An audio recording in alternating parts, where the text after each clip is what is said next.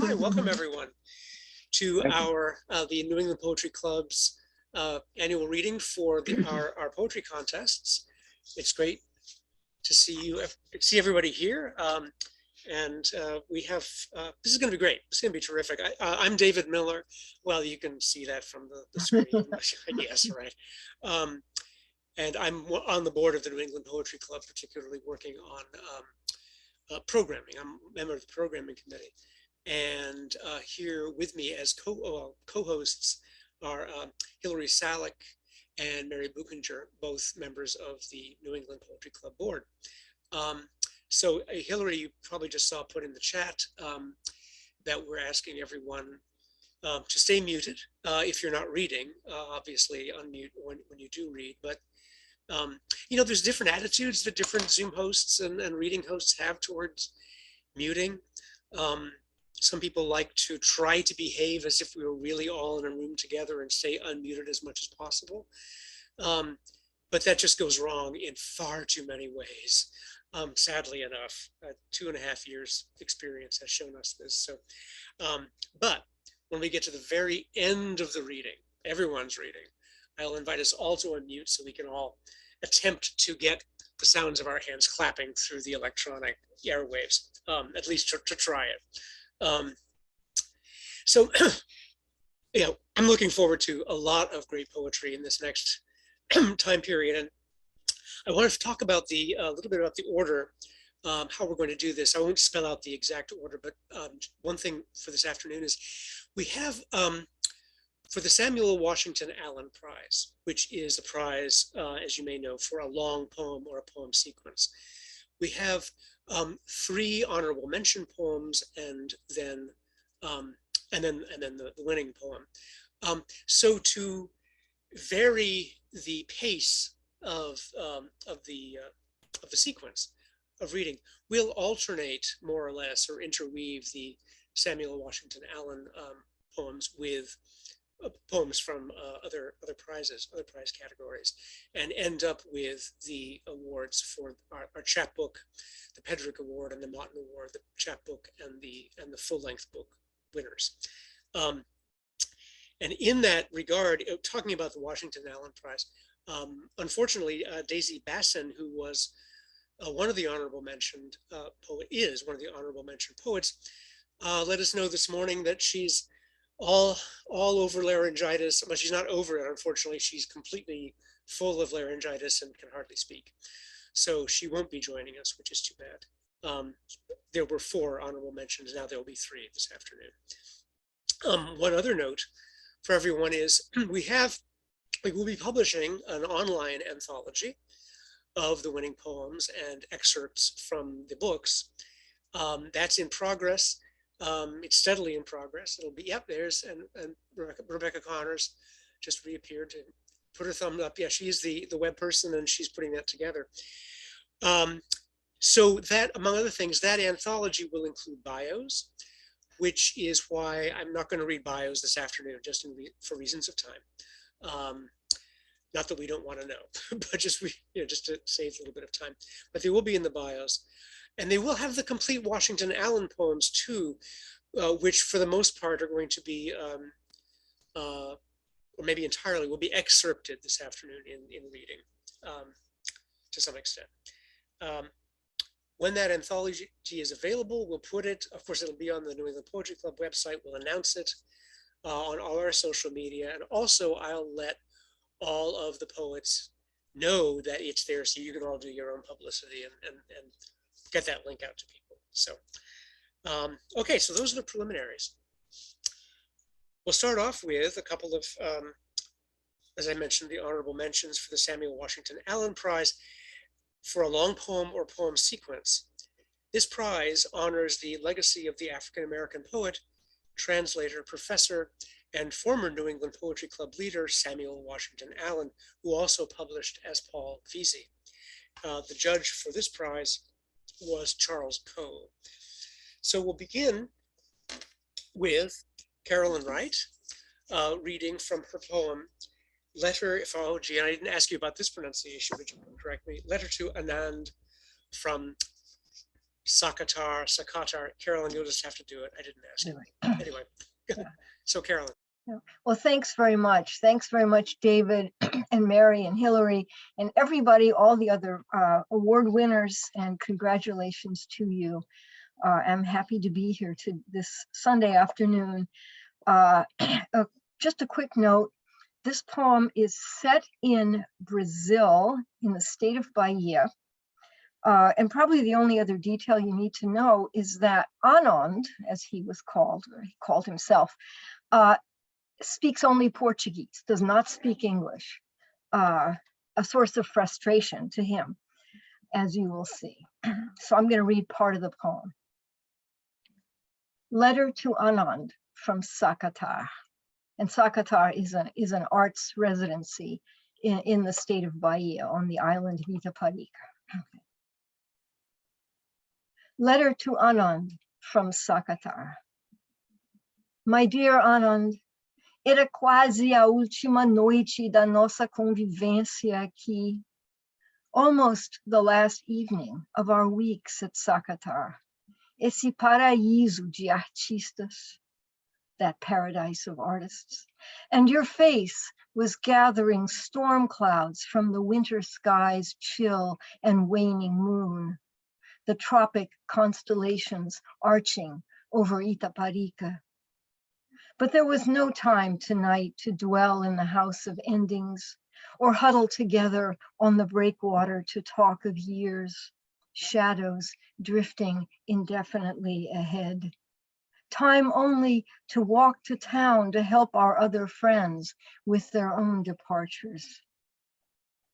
In Muito Mais Hotel's tiny sitting room, Makeda was filling out the registry book.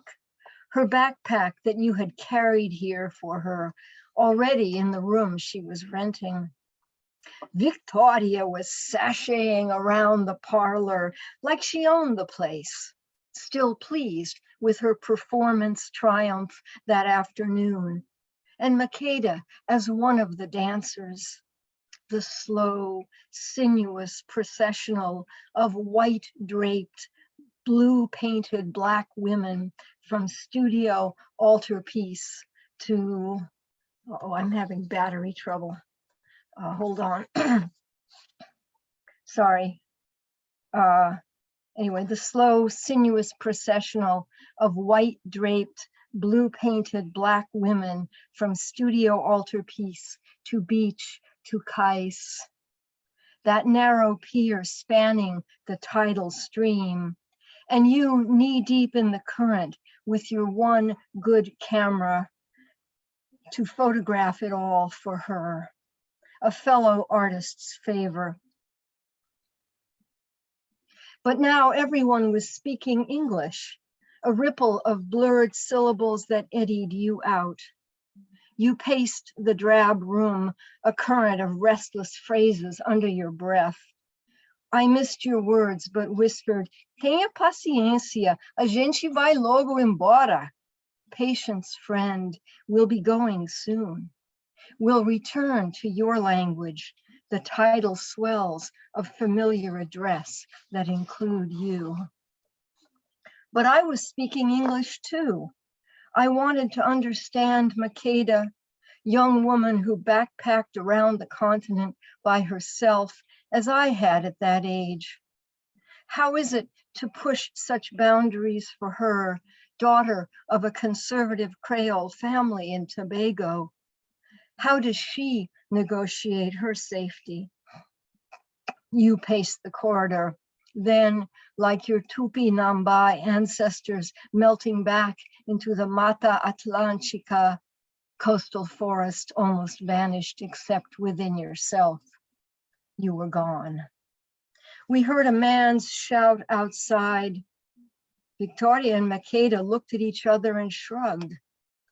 I crossed the patio to the locked iron gate, but by the time I struggled the rusted deadbolt open, there was no one on the shadowed evening street. Dangerous for women to walk the streets at night alone, our hosts had told us, even in that half-deserted island town. But what else to do?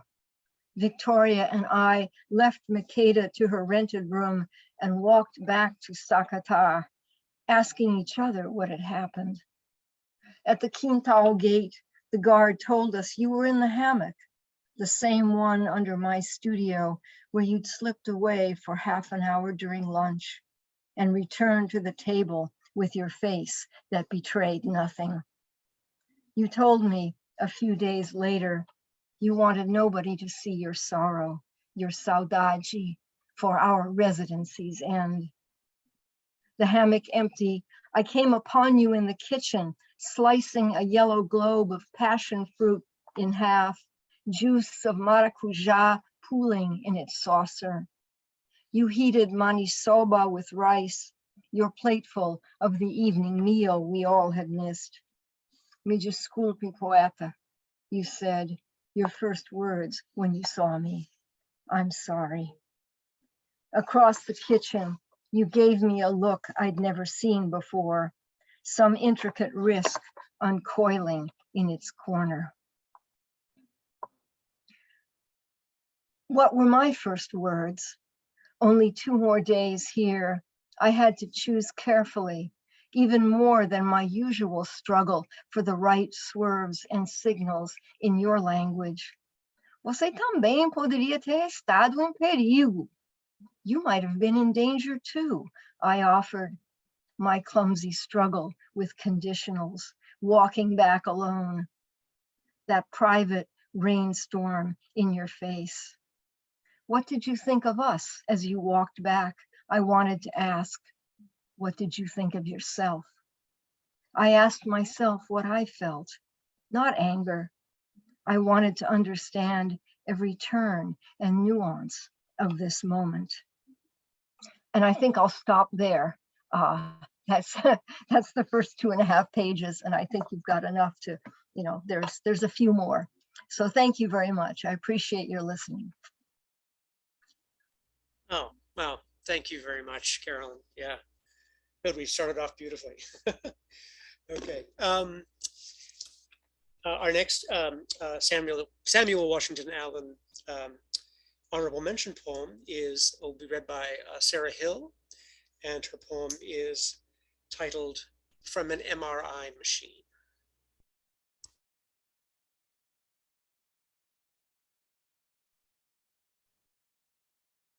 Hi. From an MRI machine. The imaging equipment, crisp white, like it was just unboxed.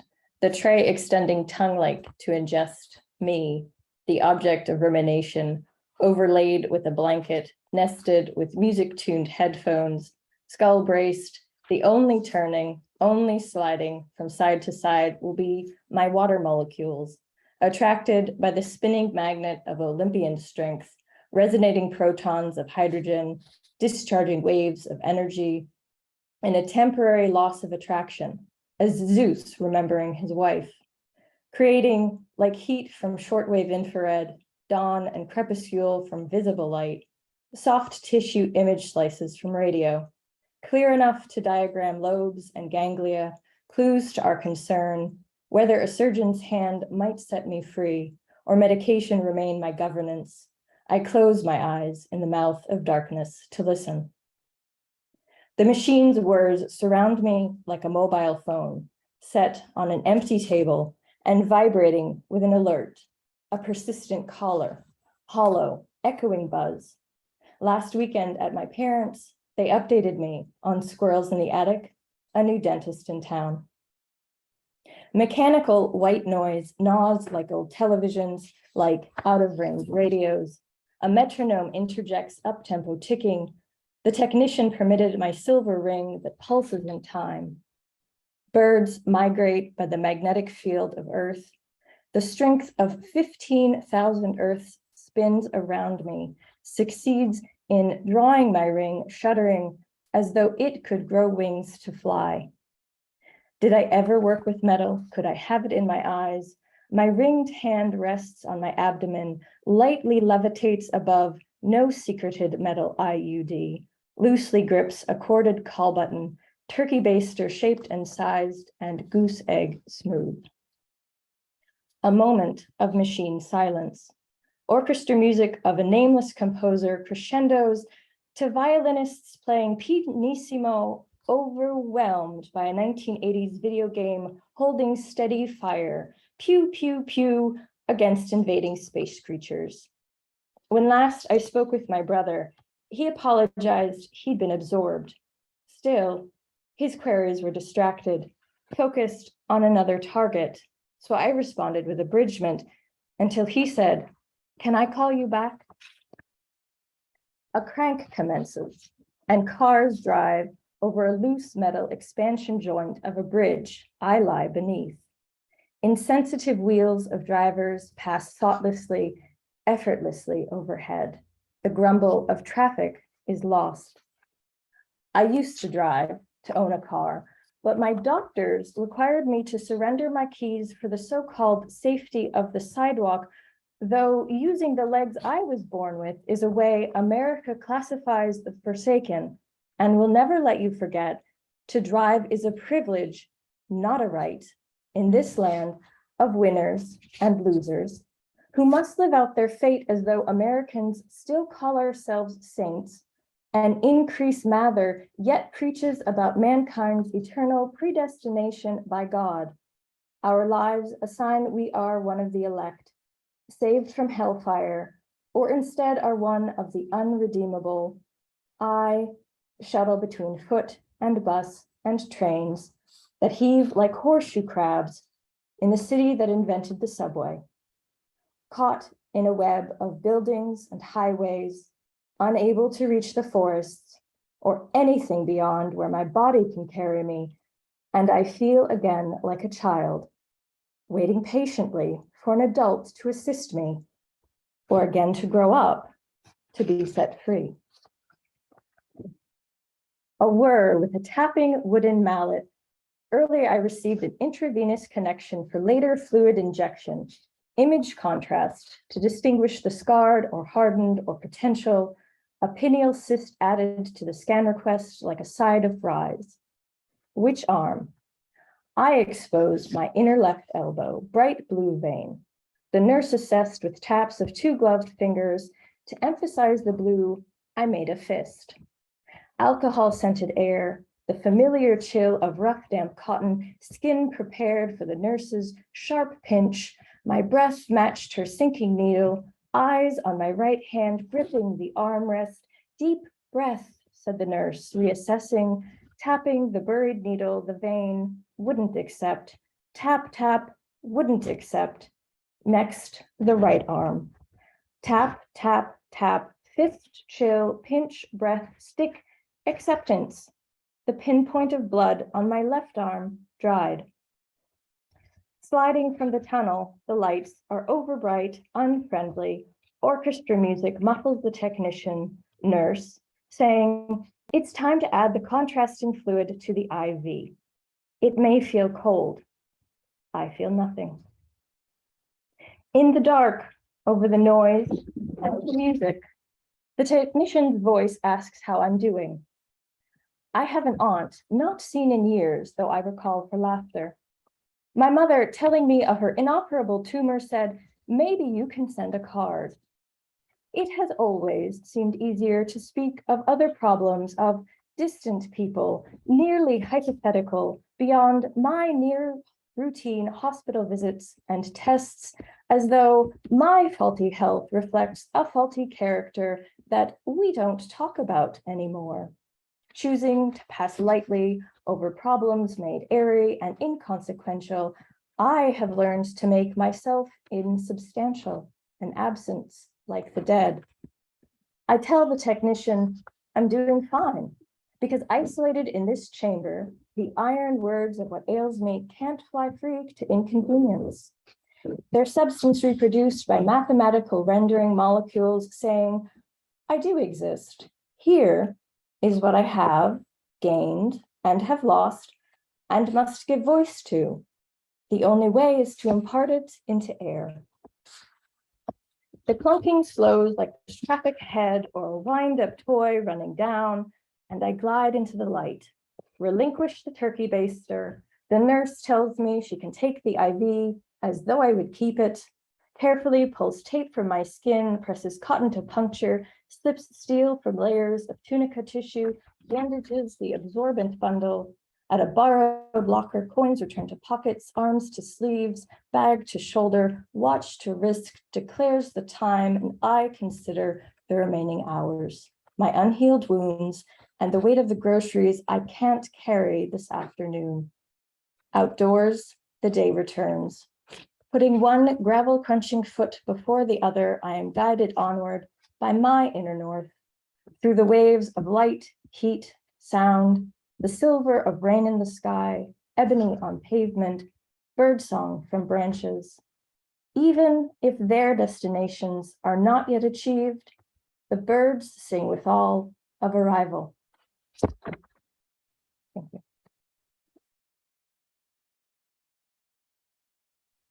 Thank you very much, Sarah. Wow. We'll now turn to the E.E. Cummings Prize this is for a compelling, lyrical, or experimental poem of no more than 21 lines. This prize recognizes one of the New England Poetry Club's most famous charter members. So we go back to E.E. Cummings and others, of course. The prize, the judge for this prize was Carolyn Oliver. And we'll begin with the honorable mention poem. So we'll begin with Maggie Cleveland reading Before Mid-Morning Slides to Early Afternoon.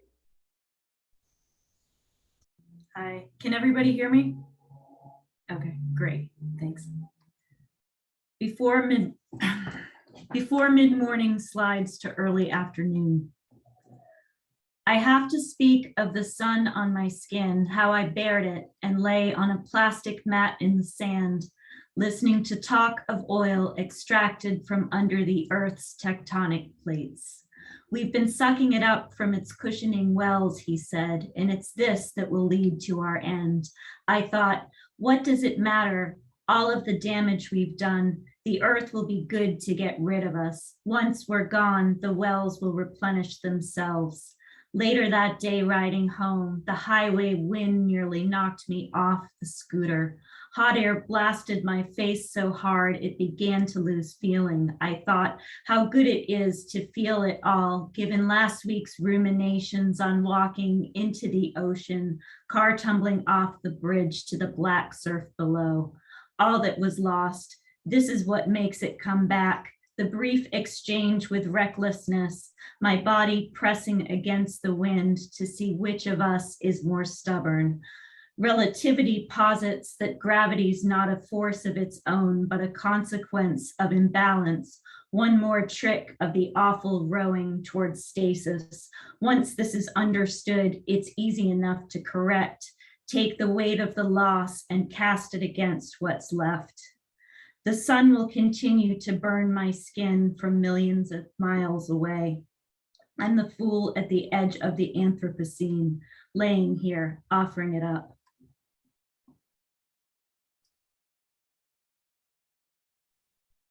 Thank you, Maggie. Thanks very much. Our next poet is Stephen Delbos with his poem Juneteenth, a poem in progress. Great, thanks so much. Happy to be part of this wonderful reading this afternoon. This is a poem, Juneteenth, a poem in progress.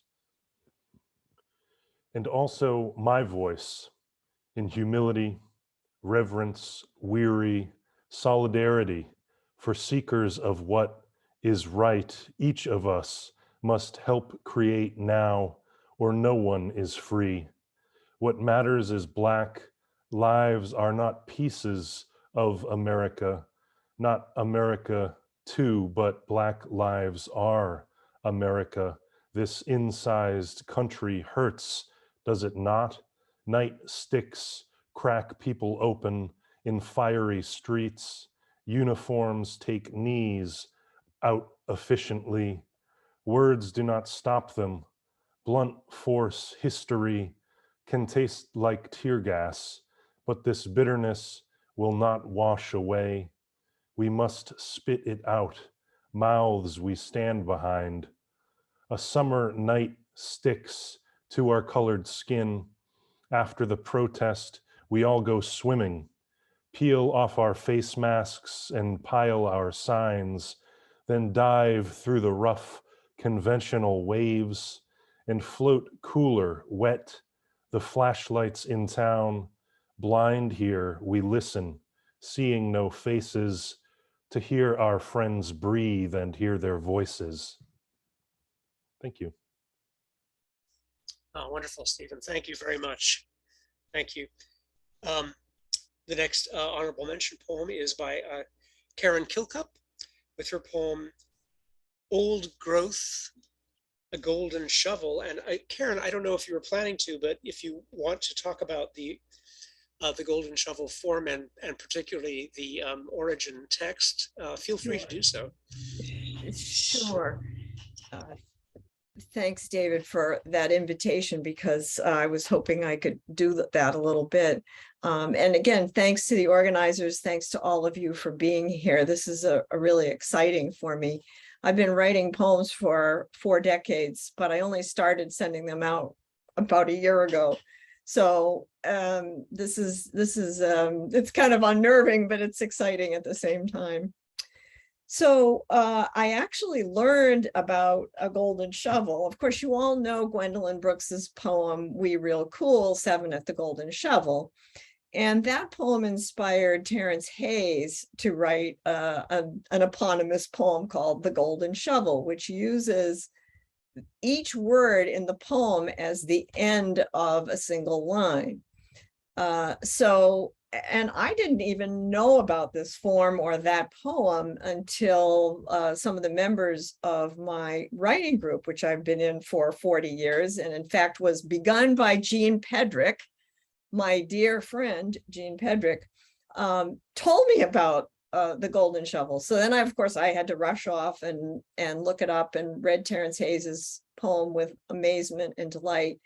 And so it's become a real invitation. The Golden Shovel has become a real invitation to me to try something different. And I've been kind of writing them furiously. The poem that I've taken, it's the epigraph, but it's the poem that I'm actually talking back to is Margaret Atwood's poem, You Fit Into Me.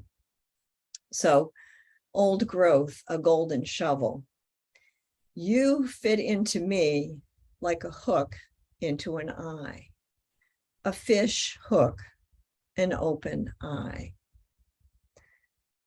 The wonder was how you waited so long to find a fit, split your solitary self into silver rain that makes me bear a burst of buds, like a cold wild dogwood in a spring flush, white blooms a hook that pull you softly into their quivering sphere, an animation your restless eye cannot refuse, despite a wish to look away, to fish for solitary pleasure.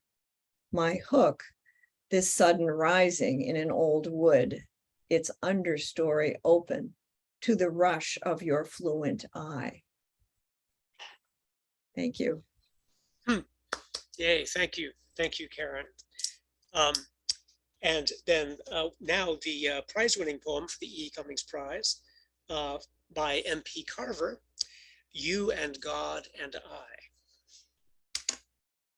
Thank you. Can everybody hear me? Okay, great. First, I just want to say thank you. I'm so honored and so glad to be here reading with everybody in this great group. You and God and I.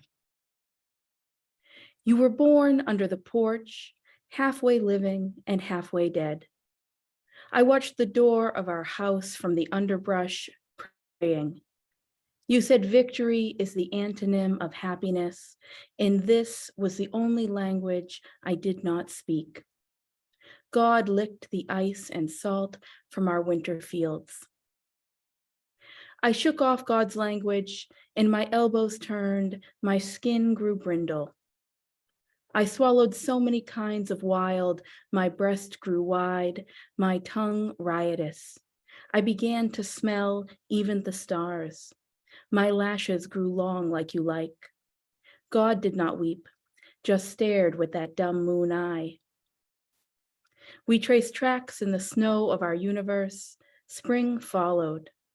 You led me intemperate into the thaw. I crossed over. The ants went to their war again, and we bent to watch them seethe. We stood very still, but their little cities were nothing but dirt. You wouldn't give up the shape of our dead, but God swiveled that long neck, searching. Thanks. Thank you, MP. Yeah. We'll now go to the third honorable mention poem for the Samuel Washington Allen Prize.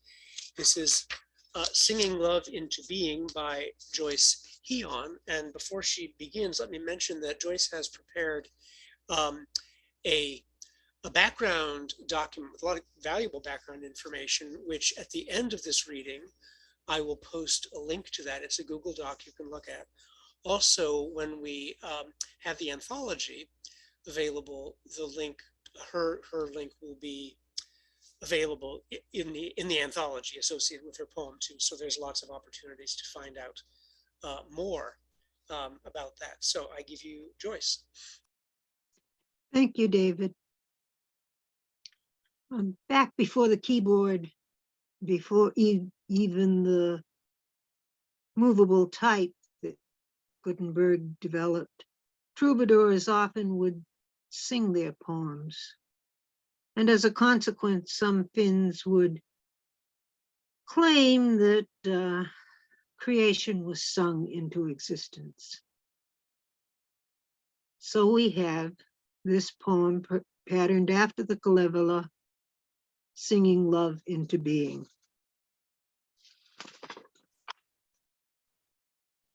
From somewhere, some emptywhere, Tahti Kirkus came like wind, a tumbling down the darkness, down the long and aching tongue of darkness, felt like fire among the fishes, blazing deep into the sea.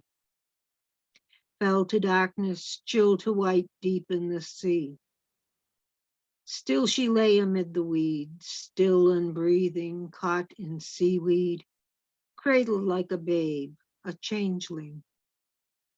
Rocked in gently stroking weed, rocked in sleep amid the sea. Sankarilainen rowed his serpent longboat, searching the glassy sea for the ending to his longing, nameless longing in the bleakness of his mornings, curled the body of his evenings, searched while softly drifting o'er the rocky sea, or the noisy silence of the sea. So he rowed and pulled the oars, the long oak oars, the strong oak arms, the pull and pull and pull of days, of lonely days pulled in locks.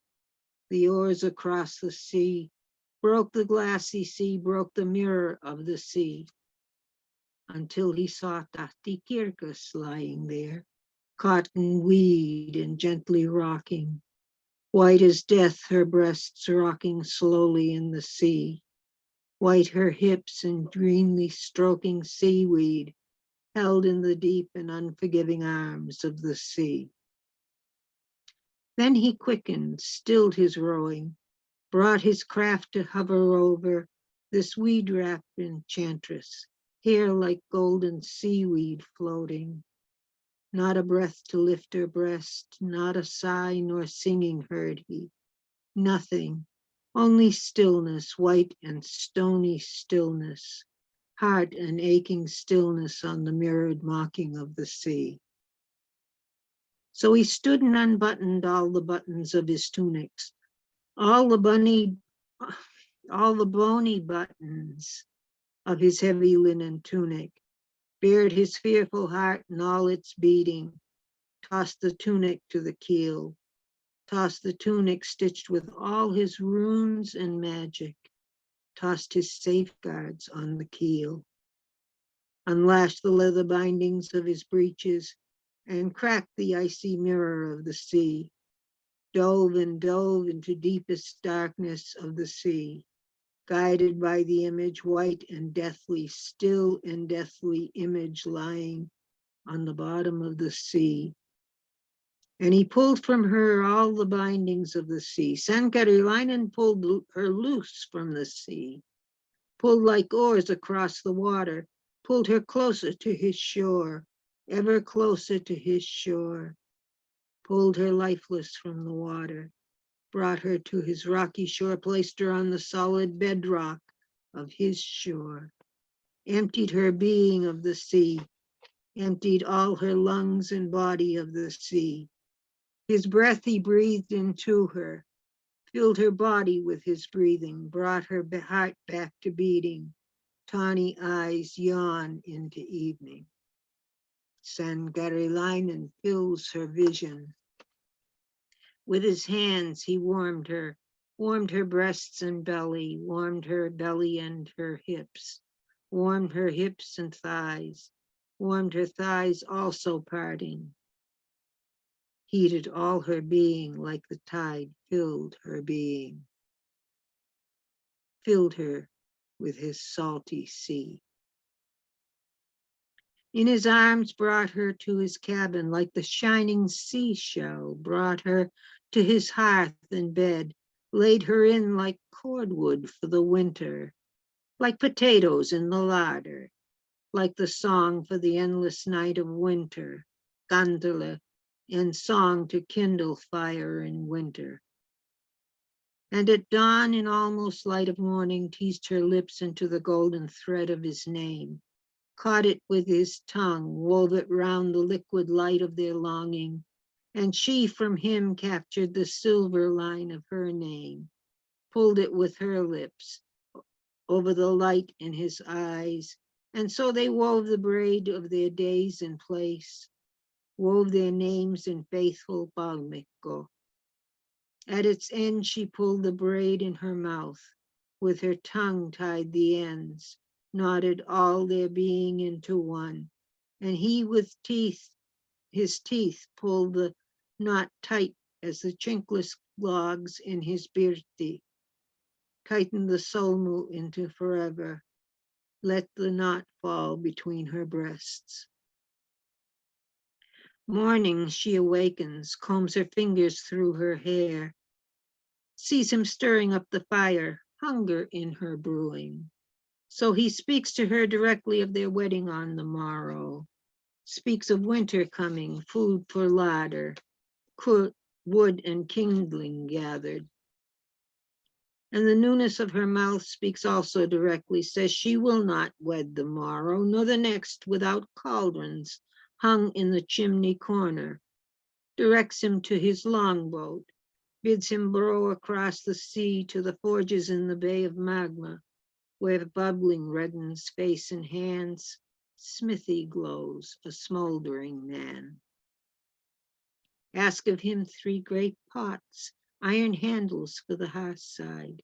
Bring them to me filled as follows, one with wheat for leba hanging in the rafters all the winter, one with silly for the salting, herring also in the rafters, the last nahka filled with wine for the hearth in the all night of winter. Well, you can ask, and sometimes you might even get what you ask for. I want to thank everyone for making it possible for this poem to be online forever and ever and ever. Thank you. That's right, Joyce. Thank you. Yes. Oh, fascinating. Thank you. Well, we will now go to the Amy Lowell Prize. This is for an outstanding poem of any length or style by a poet with strong ties to New England. The prize recognizes the charismatic poet who was the New England Poetry Club's first president. This poem is by Jennifer Edwards, titled "This Poem Can't Poem Today." It was selected by Maura Linehan. And now I am going to attempt the magic of share screen because Jennifer unfortunately couldn't be here today, but she did provide a fine video of her reading. And so if you'll bear with me, I think, and let me know if you can't hear it. Hopefully the sound will work fine. Hi everyone, my name is Jen Edwards, and I'm the winner of the 2022 Amy. David, we're not seeing it. Huh? Nope. Say thank you to the New England We don't see her video. Okay, yeah, all right. So we don't see it, but you hear it, drat. Hang on, let me get out of here. Yeah, no dress rehearsal. All right, now, how would... MP has put some advice into the chat. Hang on, I'll do the stop share so I can see the chat. Sorry about this clumsy moment. I think you want to go up to options and choose share sound. That would be, MP, that would be options. Yeah, that would be after you share screen. And what I'd advise doing is like choose that first option, which is like just share your whole screen. So whatever you're seeing, we'll see. And then after that, you also want to make sure you choose share sound or optimize for video clip, either one. Okay. So All those Zoom class periods have taught so me. you see the, let's see, are we, where would I'm sorry about this, everyone. Oh, audio settings, perhaps? Yeah. And is one option share sound or optimize for video? Either one will work. Let's see. No, not there. It should be like a bar up at the top for you, and there'll be like a little caret drop down. At the top of the screen. I'm looking at the top of the screen. I'm mousing over it right now. You might also see, you might have like 3 little dots to expand options. I do. Yep. Optimize for video clip or share sound. Let's try share sound. All right, we'll try it again. Thank you. Off we go. Come on, let's go. Great.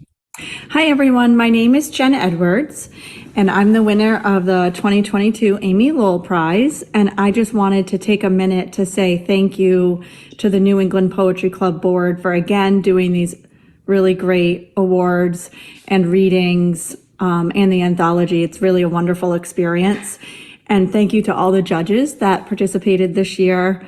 And especially Moira Linehan for choosing my poem. I really appreciate it. I'm sorry I can't be there reading live, but I really appreciate the creativity and patience with letting me just record my reading so that I can be part of this reading. I had booked a vacation previously, so I unfortunately couldn't attend, but I'm going to try to hopefully pop on the Zoom. Here's my poem. Thank you. This poem can't poem today. It expects more. It has formal education. It wants fanfare, lust, pressed flowers, illustration and changing light, sculpted language popping from backdrops of changing seasons, draperies of desire. It needs to be read to exhaustion or combustion. It wants a throaty yell to go on and on like poetic phenomenon. Wants you to look across the room, questions its tone and intentions, and think about underwear. Wants you to take it to bed and gaze and wonder over pancakes. Sometimes, secretly, this poem wants you to lose it, to look and gawk and own oblivion like an animal left out, as if kinship could save, like memory is home, any sound signaling entry. This poem's not solid shelter, but it's bulking up. It considers itself a gift, a penance, a warped reality, a bonfire burning desire to ash, a balancing act. Also, it hates labels. There's nothing this poem won't do for acceptance. It loves being shared or hoarded, eats up secret gloating, wants eyes continually, wants to be left alone with chips and dip. There's little this poem wouldn't do if asked nicely. There's nothing created without a sense of dread or obligation. It's pathetic, and its angry, erratic needs arranged precisely, left justified like nothing ever is. Watch it go on, losing traction, sickly dodging definition and structure. Sick with not knowing what it really is, or why it should care, or the proper protocol for announcing disaster and definition among others. Such simple words for want. This poem can't stop any shy ache, won't search any abandoned alley at night to find you. It can't quite provide friendship, though it tried. This poem sometimes feels screwed or necessary. Every line's a warning or a point of entry. Tomorrow, this might look more like a love story, another anthem to anxiety. Come back and see if it cares. Come back. Thank you.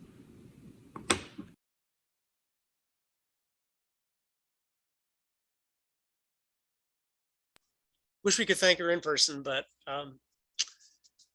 we can thank her virtually. Our next poem is in the Diana der Hovhanessian Prize for a translation from any language. This long-standing prize is named in honor of poet and translator Diana der Hovhanessian, who led the New England Poetry Club with vision and energy for decades. Jim Cates, who provided the winning translation, unfortunately couldn't be here today, but we have the honorable mention, and this was, by the way, selected by Eric Hyatt, the honorable mention poem.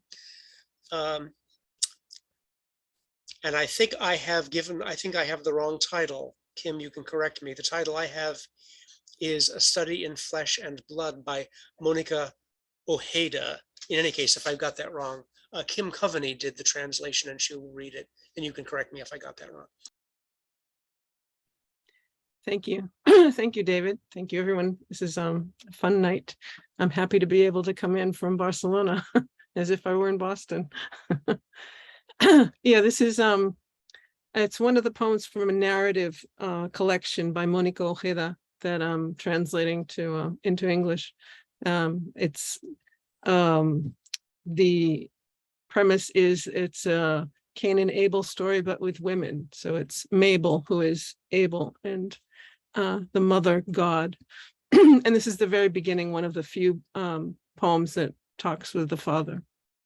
And it's called, Studying Flesh and Blood is one of the sections. The poem is called Papa, You Wanted a Son by Monica Ojeda. Papa, you wanted a son, and yet this head was born to you. An ingrowing plant, a fingernail, a pond. So you said quietly to the placenta, a child is a man. You thought to be a man meant to quietly go fishing, to fish for life, to catch it in the water. And you take me fishing so I can learn to be a man. So in life, I can catch something warm to kill. Killing makes you a man, you told me. You thought to be one meant to merrily go hunting, to aim a rifle at a heart with horns, blow the brains out of life. You think the thing the forest dreams up is a man, and you take me hunting so I can see for myself. You teach me to shoot at a tree, at a cloud, still a little girl in my mind. Because I think too easy, you say. Because I think things that cut through each other. And yet a man isn't crippled by cramps, says the lame in the armpit's mother. He doesn't bleed in the hallways, or spray his milk over open sonograms, or shove his index finger up to touch God in a volcanic pelvis. A daughter kills, but like a man breathing backwards, deep in the woods. An umbilical love that snakes around your apple. A daughter is an eye that takes a bite, a milk jaw, a lure to heaven full of hair. So, fish for death, Mama says as she licks the shotgun. Hunt for life. Like a daughter who is a man and a head. Like a river on a sheet of mammoth teeth. And the bullets open sex, dripping all over the counter. Thank you. Wow, thank you, Kim. Thank you for that introduction, at least introduction to me to Monica Ojeda's work. Very much appreciated. We'll now go to the winner of the Samuel Washington Allen Prize. This is Eulogy for Empire, read by the poet Dean Jesse. So Dean.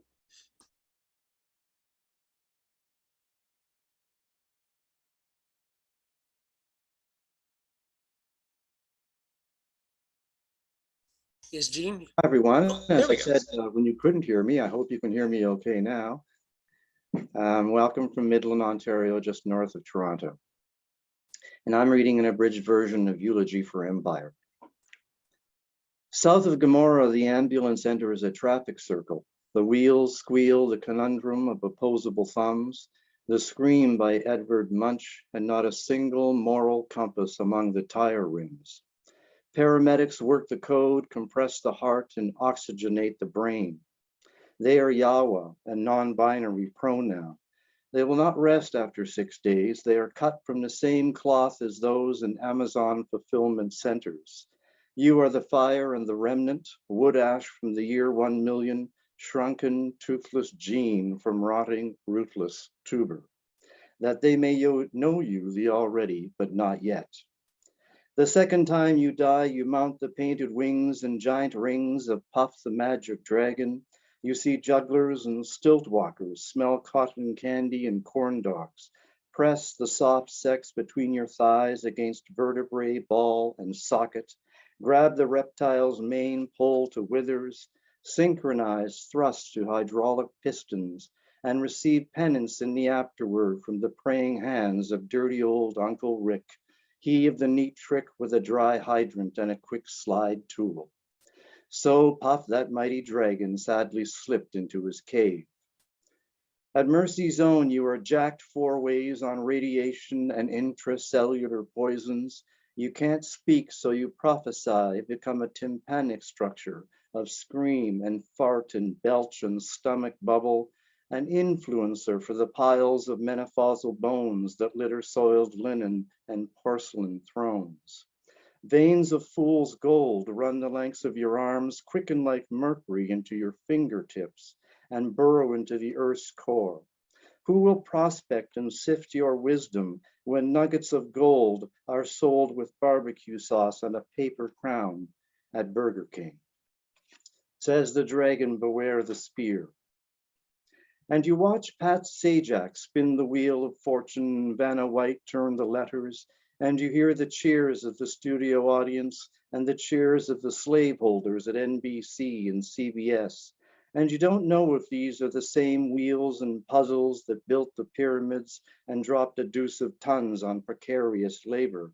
The same wheels and puzzles that gutted millions in Aztec temples, the same wheels and puzzles that fitted Black folk for fetters, the same wheels and puzzles that felled buffalo and First Nations, the same wheels and puzzles that launched Little Boy and Fat Man, the same wheels and puzzles that produced numbers and tattoos for kennel Jews, the same wheels and puzzles that championed vulture capitalism and TED Talks, and the kind of media penetration that requires an exit interview and a rape kit. And you don't know that Pat Sajak is a jealous god, and that High Priestess Vanna White has replaced the Wizard of Oz, the dress of one, the curtain of the other, and that the great reveal is a wicker statue that has no meaning in wind and fire except to provide rest within lines of elegy. Your imperfect epistemology has been retweeted to satellites in the jet streams of outer space, while prophets in their own home are without honor, and the dragon remains in its cave, seated on its treasure hoard, asleep. Is that why you lost both your wives? The kindness you withdrew like a reversible mortgage? The idea that you were putting it in when you were really just pulling it out? Have you always been a jokey piece of Auden apocrypha, something that no one would read, much less trust? That's what happens when you don a Guy Fawkes mask and forego facial recognition. It was so much easier to eliminate pixelated targets using light pens and joysticks in Florida or Virginia. Your second wife said so. She, a craven animal who didn't murder for pleasure or pollute her own shelter or take a fist and a kisser, the better to see and count fifthly neatly wrote stars. This one's a gut buster, the way you confuse laissez-faire capitalism and munitions that ignite flesh and bone. Phosphorus ordnance scorches the eyes of babies, and pillowcases of goose feather create a perfect snow globe around the immolated insulators of church, market, and hospital. Now I am become death, the destroyer of worlds. Otherwise sanitized by the publicists at CNN and Fox as Warner Brothers nanny corporatism and the risible cartoon violence of that irascible Bugs Bunny, WhatsApp Doc. But you had no alliances, no color to go swatches from the paint store, no pathway to game theory, no parade with the mayor and justices of the peace. You were born well before identity politics, and you long ago recused yourself from the social function of language as communicable disease. The Joker doesn't speak for you, and the Riddler leaves no clues. Your points of anthropological contact are Batman fight words in the neatly clipped bowel, swish, swoosh, thunk, and plop. By the fourth act, you will die to continue the lie or lie in state with methadone, PTSD, and whatever shiny thing a flock of Jim Crows has pinned to your uniform. Under the golden arches, you said, it's your choice, honey, book or toy. The grief is too much and not enough. Our ancient brain conspires to make us overeat. The dragon knows better than to sacrifice and pray. He sits on his treasure hoard all the livelong day. He will make no vows and suffer no fools. With his tongue he eschews mythology for the dank crevices between his jewels. And there you are floating just below the drop ceiling, iPhoning video of the death of empire and the death of the empire of the senses. Your body looks like a coat hanger, its sides and vertices an empty vessel, the hooked head a decimal point for integer and fractional bones. Still in all, a lone mercenary works the current and the paddle and the script like an avenging fury. The third time you die, you float out and into the night air to spectate your own parting. The cicadas will ferry your last minutes with their own. You and they will have done with sex and violence and blather and food and psalm. Strike up the orchestra one last time with timbal organs, wing flicks and clicks and stridulations. Submit remains to the ancient loom and bid adieu to the dumb show in the upper and lower chamber and in the holy sea. It is the loudest song sung in the insect world. Thank you.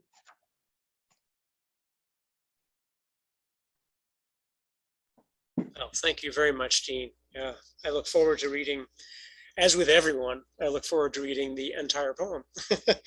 everyone's poems too. So we'll now go to, pardon me, the Jean Hedrick Chapbook Prize for a chapbook of poems published in the last 2 years. This was selected by Shanta Lee Gander, and the chapbook that was selected for the prize was Names for Animals by Daniel Barnum. So Daniel will read some selections from Names for Animals. Hi, thank you everybody. It's great to be here with you all.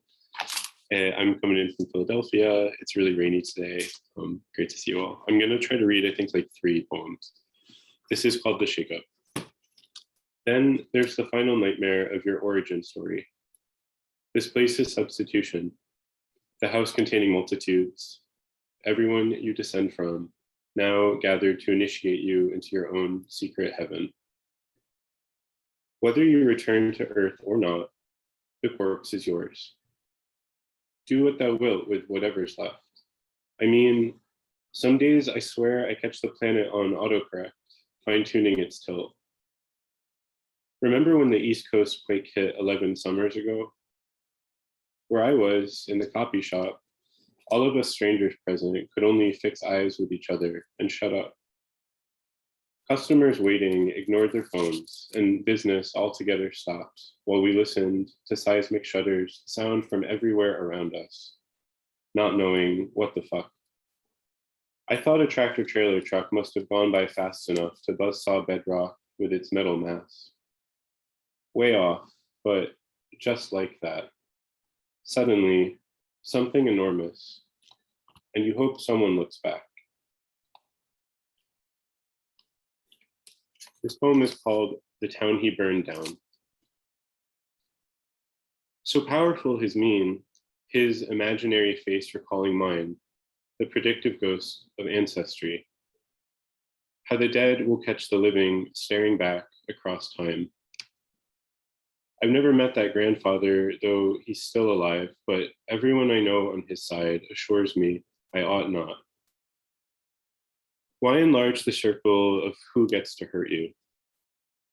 Over the phone, his son, my uncle, another man I've never seen except on the internet, tells me, we're from bad people. I ask, could you please be more specific? But he's lost all his details. Those who know us both swear we're each other's mirrors, how I'm him, just paler. When he was me, I mean my age, he was already years deep into mania. Too often, I think about the family diagnoses I've managed to dodge for decades. It's true, I'm past my prime for onset, a fact my dad reminded me of the last instance I saw him. So he makes one man in this poem I look like and know in person, though I'm resolute to let him die now without going back to visit. Which says something about inheritance and chance I can't quite work out yet. I'm not sure what past means in my context. What's line of descent got to do with disposition? All the men in my family are mad or addicts. Brain chemistry times alcohol plus heroin all over cocaine. Rage sustains them. I love the ones I haven't met. All the men in the world hold power over me. I don't want to reduce this to an elegiac ode to forefathers or the phallus, but what do you call it when what you want is what you want to abolish? Okay. And I'm going to read, I think, a last poem, and it's intense, so content warning, I guess, generally. So this is called Ice Ice Baby, and it's after a poem by the writer Rupero from their book, Each Tree Could Hold a House or a Noose, and their poem is called Under Pressure. No, I'd never known better / wanted any. I heard him trash the trick melody of a one-hit wonder mistaken for its older sibling at some party, and the rest was sordid history. True, his own brother sort of bore resemblance. Caught him smoking once, slouching toward grow lamps he'd hidden in the drop ceiling of their family's raised ranch basement. I was thirsty, visiting. Imagine some hot dude's face shows orange in sodium glow behind a closing door. Dank as Dante's hell in there. Down the hall, I returned to his younger version I'd soon become quiet around in crowds. Stuck together on the couch with a movie due to summer thunderclouds. Hey, who else here got handsy in their crypto boyfriend's rec room during both your virgin viewings of Texas Chainsaw Massacre? I guess just me again. If memory serves, their mom must have been upstairs, slowly dying of her as yet undiscovered cancer. Can I call it dying while she remains alive? In the movie, the girl who screams loudest gets to survive. So that's the secret weapon in my recurring nightmares. When will I stop thinking of what's fucked me up as if I weren't there? Let's hope someday I find myself closer to the center of my life. Besides, what business did Big Pharma have so deep in the interior of my hometown forest in the first place? I've made Eden out of worse circumstances, though a grudge persists.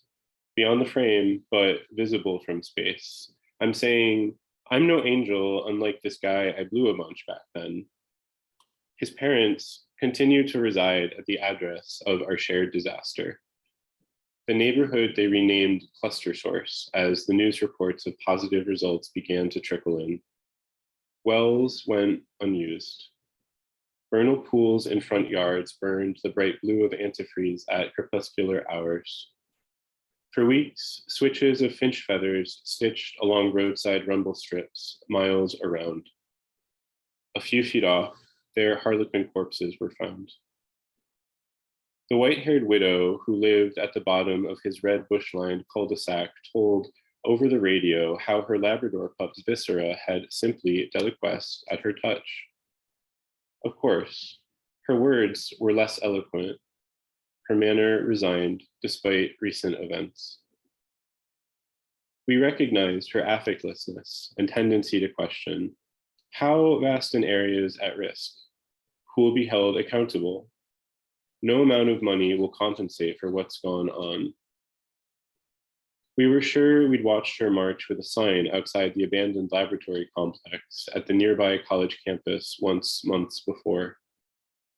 People had lined up behind a megaphone to state thoughts on the rate at which babies should be expected to be born literally brainless, their skulls collapsed. A cooler term for this exists to this condition in the Latin, but lacks the usual easy visual of most protest rhetoric. Some things you can't stand to look right at. Take Leatherface and our makeout escape, later likened to an experiment. He began with his hands banding across my eyes from behind my neck. My head leaned in his lap. I sank into the space his knees created off the edge of a decaying love seat. Subterranean. Trade swayed against my skin. Texture I can't forget. I have to believe he wanted me back because he left a pink slice of light between his right ring and trembling middle finger, wide enough so that I would still see the killer saw a man in half. Thank you. Thank you, Daniel. Thank you very much. Okay, and well, so pardon the cliche, everyone. Last but not least, finally, in our reading, Laura Budowski-Wisniewski with the Sheila Margaret Motten Book Prize for a full-length book of poems published in the last 2 years. Her winning book is Sanctuary, Vermont.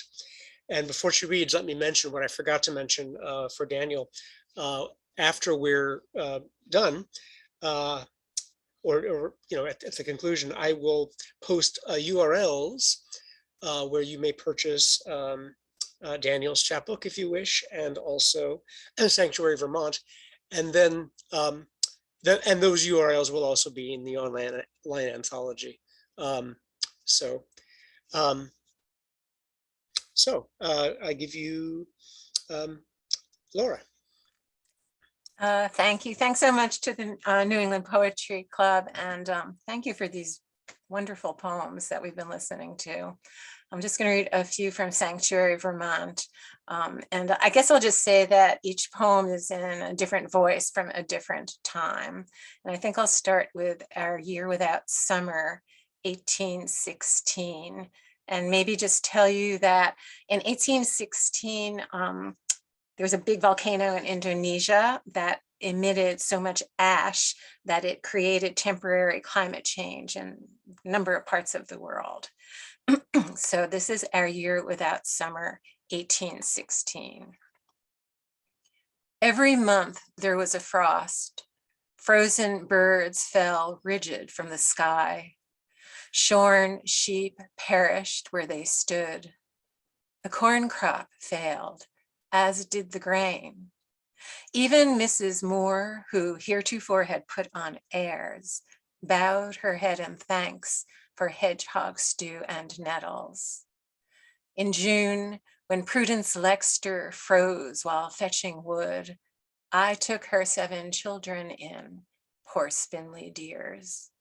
They died, all but the oldest girl, when the sickness came. It struck us like a drunkard's blow. Boys took up spades to help George Franklin dig the graves, but the stunned ground would not break. That smooth-skinned pastor up from Boston blamed it on our sins, on our youngsters stealing kisses in the birches down by Black Plum Lake. A God who wields his anger cold, I do not hold to that. I say we are a frail and faltering flock, cast out into this wilderness of rocks and wind. The touch of skin to skin is all we've got. I'd rather praise the blood than curse the heart. The Great Flood, 1927. Here at the Bend, Pond Brook has overrun its banks. A man in a thin black tie and high black boots slogs from shack to shack, warning us to seek high ground. And you, with your fine wife, your clean sons, your house of high calm from which you can look down from Buckthorn Hill, you see us, the swamp of our town, the roads tracked out like tears to the farmlands, some by now deep underwater, livestock bawling, drowning in rain, rain that kills the air, leaving only itself, more and more of itself. I can smell your skin on the good quilt, feel your baby swim hard in me. As if there were a river that led all the way to the sea.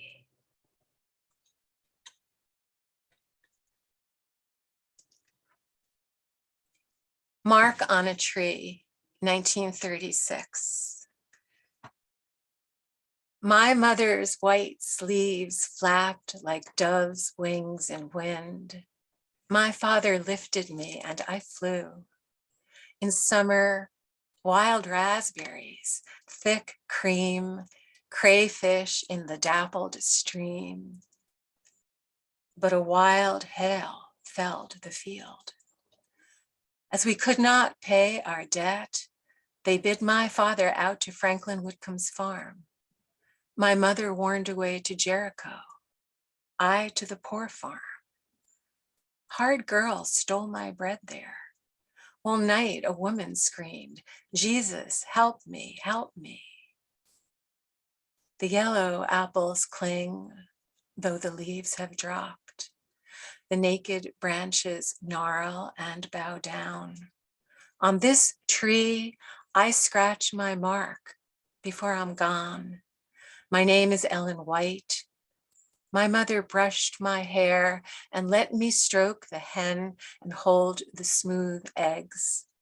The overseer says I am nothing. But once my mother danced and I danced with her. And I think I'll end with this next poem. About 10 years or so ago, the Dalai Lama spoke at Middlebury College, which is in Vermont, which is where I am. And it was winter, and I started imagining his drive back to the airport through all the back rural roads. And so I wrote Dawn, Sanctuary, Vermont. In snow as light as breath, the Dalai Lama's driver, jazzed on oolong tea and lack of sleep, prays in a long exhale as the tires skid, then grip. From the Mountain View Hotel, a woman in last night's clothes, nursing the last of the pack, watches the silver rental car almost lose the road. In front of Obie's Quick Mart, a boy with a glowing shiner his brother's keys, and a cell phone, looks up in time to glimpse the slow slide through the light on Bridge and Main. And just then, in urgent care, a man with a DNR dreams that his first wife is calling out his name from the heart rate monitor. Every day has at least one marvelous thing. Today, it's the Dalai Lama smiling at a sparrow, stitching upward through the glitter of the sun-struck snow. Thank you. Oh, thank you, Laura. Before I open the unmute floodgates, which I'm going to invite you to do, let me just say, I'll just speak for myself and say I'm just massively impressed by this afternoon's reading. It's just such a pleasure in so many dimensions.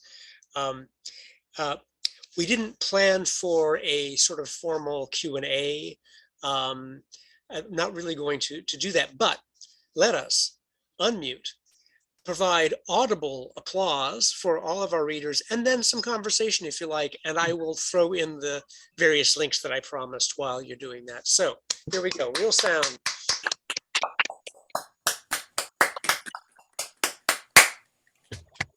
Wonderful.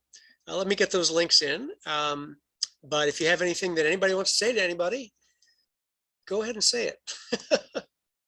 Kim, Thank you so much.